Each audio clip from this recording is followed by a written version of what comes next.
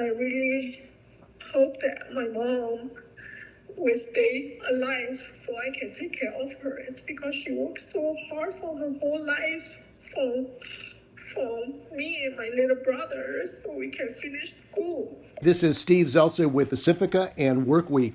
And I'm speaking today with Kim Cordova. She's president of UFCW 7, which represents workers in Colorado and Wyoming. And particularly, she's representing the workers at Greeley, Colorado, where there's a JBS meatpacking plant. And today there's going to be a press conference around the issue of health and safety in OSHA and the death of 8 workers and the illness of many other workers. So welcome to Pacifica and Workweek, Kim. Thank you for having me on. So Kim, why don't you talk about what's been going on at Greeley and JBS and your concerns about the protection of the workers and their families in the community? You know, with COVID, COVID hit our Greeley facility very hard, and it was deadly. So we had hundreds of workers that tested positive, that were exposed and were sick with COVID. Some that were placed on ventilators, they were intubated, and unfortunately we lost workers to COVID. And when COVID first hit Colorado, my union, we were very, very active. We contacted OSHA. We asked for on-site inspections, and OSHA has, through this whole pandemic, has been absent, and they have failed to do their job. And so they just recently, late Friday afternoon, we received a notice that they fined JBS just a little over $15,000 for those deaths at the plant, as well as not providing they're called OSHA 300 logs, which report injuries to Local 7, to us. And we are holding a press conference where we are protesting the citation, the amount of the fine, because, for one of actually JBS is the largest protein producer in the world. They posted profits of over $51 billion, and, this isn't even a slap in the face. In fact, a fine that is that small, which JBS does intend to appeal, that is more dangerous to workers than not doing anything, because now, that's nothing. That's not a penalty, really, for the employer. They have a lot of money. OSHA failed to do their job. Had they come out sooner, we believe that if they were on site inspecting those facilities, enforcing safety standards, we would not have lost workers. We would not have had to, our workers would not have had to have experienced these COVID deaths or exposure to COVID, or seriously ill with COVID. And, this administration has defunded and deregulated OSHA. And, OSHA told us they couldn't come out and do site visits because they didn't have enough staff. And that's unacceptable, especially during a global pandemic, a deadly virus out, and in these industries where workers do not have control of their environment. And their failure to do their job was costly, cost our members' lives. Our members lost their lives. And we're speaking with Kim Cordova. She's a United Farm Food and Commercial Workers Union Local 7 president. And Kim, the Defense Production Act that was instituted by President Trump, I understand that there are reports that it was written by these meatpacking companies, the procedures?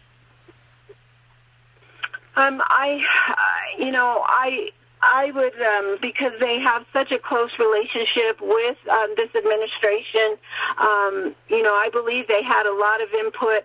If you look at the executive order, it's to force these facilities to stay open and operate without any type of, either guidance or instruction or penalties to employers, regarding worker safety. And in fact, they want, this administration is pushing for for a liability or immunity, protection for employers. So, you combine that executive order with, employers who don't care about workers or safety, and now OSHA's measly $15,000 fine for the deaths of, multiple workers at one facility. This really is a dangerous situation for workers in this country. And what has that meant for not only the workers in the plant who've been infected, who've died, but also their families in the community in Greeley, Colorado?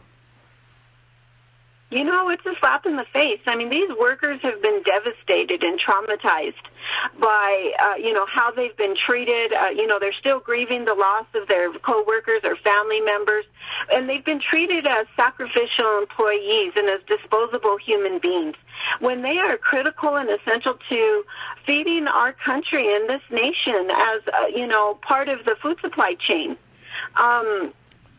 This country really could crumble without food workers.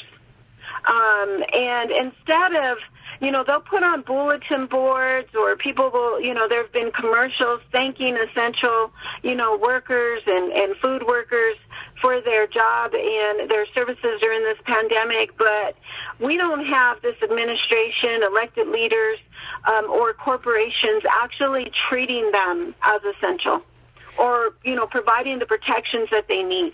And workers who lose their jobs, I understand we've been covering the Foster Farms workers, where 9 workers have died in Central Valley and Livingston. And we've heard stories of workers being coerced to continue to work even when they are sick, workers not getting health care when they lose their jobs. Is that the case as well in Greeley, Colorado with JBS workers? Well, there has been a reported work while sick culture in these industries. For food processing and meat packing, and that has contributed to the wide exposure of COVID and also the deadly impact, because workers have to face these tough decisions whether or not they risk losing their job or a paycheck, or financial devastation, or risk their lives. And for some workers, that is the hard choice they've been faced with. And we need real reform in this country. We need laws that protect workers. We need paid leave so that no worker has to make that tough choice. And when these companies know that there's a COVID outbreak at these plants and they continue to operate despite the pandemic and the danger of the COVID, do you think that those employers should be criminally prosecuted because they're putting their workers in life and death dangerous situations where they are going to get sick and die from this disease? Absolutely. I think not only should they face criminal prosecution, all of the ownership, CEO, the management that are making these decisions, but I also think that they should lose their license or ability to operate their business if they risk the lives of the workers or the community. I mean, this is a community, these workers, and with a contagious virus like this, they're part of the community, and this is why we've seen such a spread throughout this country, that it's also a public nuisance. I mean, this has an impact not just on workers in those facilities, but on our communities at large.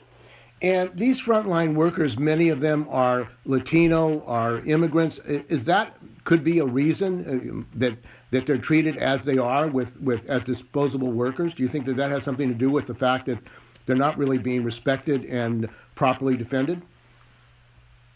I do. I mean, this is part of the systemic racism that workers experience.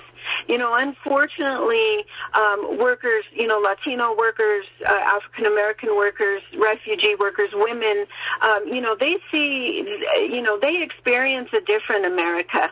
They don't have some of the same protections that others, may have. And that's why, you see that these workers are treated as fungible widgets, as disposable, sacrificial, not as human beings, certainly not as essential workers, but not even as a human, not even as a member of our community. It's really, really horrible And COVID just exposed, what these workers face every day. And you've been taking a leading role in fighting back and publicizing. You're going to be having a press conference later this afternoon. What kind of support have you gotten nationally and internationally for your efforts to protect the workers at Greeley and their families? Well, I think really this has raised, through our actions has really raised, and exposed this issue. And so, we have had, other media sources or community organizations reach out so that we could continue to expose this issue with, and hoping that our efforts will cause the change that is actually needed to protect these workers. And what are some of the demands you're raising at the press conference today to protect the workers in Greeley, at JBS, and other meatpacking plants around the country? Well, one, OSHA needs to do their job. We are going to be meeting at the OSHA facility, or their OSHA office today, and there's a note on their door that they are working from home and working remotely due to COVID. Well, their job is to protect workers. That is absolutely why OSHA was established, and they're not doing their job. We also need to call on the administration to fund OSHA and to implement and, issue executive orders that would, for verifiable and enforceable safety laws and regulations. We need enforcement in this country. We need state and federal inspectors out on job sites to ensure that when a worker clocks in, they get to clock out and go home to their families in the same condition in which they clocked in. We need to push for stiffer penalties. $15,000 for 7 lives, that's nothing. I mean, that's not even to a company that made $54 billion, over 50 some billion dollars. That's not a penalty. That's an incentive. They know where now they know what little minuscule penalty, if you want to call it that, what that's going to do is that will stop workers from coming forward and reporting because they think that nothing's actually going to change, and it's more dangerous to employees. So we need stiffer penalties. We need criminal penalties, around worker safety and negligent companies. So employers need to be held accountable. And, that's why we are protesting today and calling OSHA. I actually sent OSHA a letter today demanding that they face the families of these workers that died and explain to them why they thought $15,000 was an appropriate penalty and why they didn't come out sooner. This is a national, global pandemic, and OSHA was well aware of what was going on at these job sites. And are you surprised or shocked that in other countries, Korea, Taiwan, China, Japan, that they've been able to protect the people much better than in the United States, which has all the advanced technology, has tremendous wealth? Yeah, I think, again, a lot of this has to do with, the systemic racism we see within our economy. We judge our economy by how well CEOs and the richest business owners or the rich are faring. And we're, really, that's a big issue. These workers are treated as, again, as disposable. And also that, I think our country, unfortunately, with all of the division and we're not a unified country, we need a real moral revival in this country.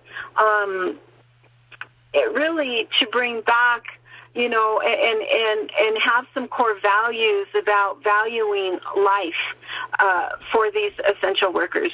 Just about how valuable we are. I mean, I can't believe that frontline workers whom are the backbone of this economy are dying, and people are just sitting back thinking about their next cheeseburger or the next steak they're going to put on their plate, instead of the sacrifices that not only packing house workers, but farm workers and food processing, healthcare, all of the sacrifice these essential workers are doing. And it's really, really unfortunate. Would you say it's profit over lives? Yes. So the profit is more important than the lives of these workers? Oh, yeah, absolutely. I mean, the CEO, they wouldn't send their own kids into these facilities to work, or loved ones. And yes, they're putting profit over people.